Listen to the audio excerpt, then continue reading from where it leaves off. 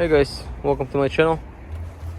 If you guys have issue where you guys trying to start the car, when you turn over the key everything lights up but it doesn't crank or nothing, I'll show you on another video what to replace to start it. It's usually a small computer that's under the engine. It's located right under here. This is the computer,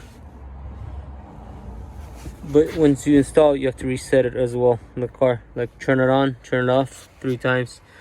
Turn it on, wait 12 minutes, turn it off, and do the same cycle for 3 times like that. But this video is going to be about let's say if you're stranded and you can't start it. So what you do is open the fuse box. And then when you look here, there's one that says starter relay, which is this one, on this one. So I already opened mine, but you have to probably take it out.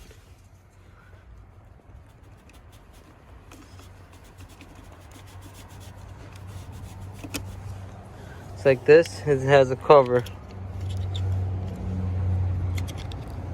So you might need a screwdriver or something flat to open it up so you don't break it. Once you open up, there's this thing right here, and when you press on it,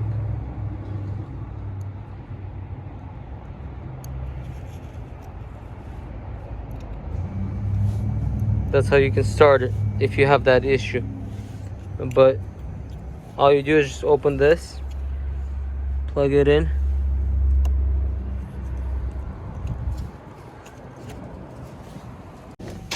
so if you have this issue, when you turn the key, and just when I turn the key, nothing's happening. And because it has this locking symbol right there, I turn it, nothing. So when I turn it, nothing's happening. The lock is on. So what you want to do is just leave it like this, the ignition, like all the lights are on, like this all the way. And then, so we go here to the fuse box. You take something small, maybe even your key, and you press on it.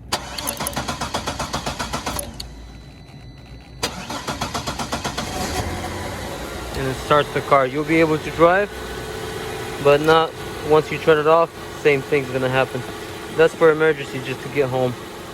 But eventually you have to replace this little computer. So that's how you start, just emergency if you have to get home. Thank you for watching, and I'll see you on the next one. Peace out.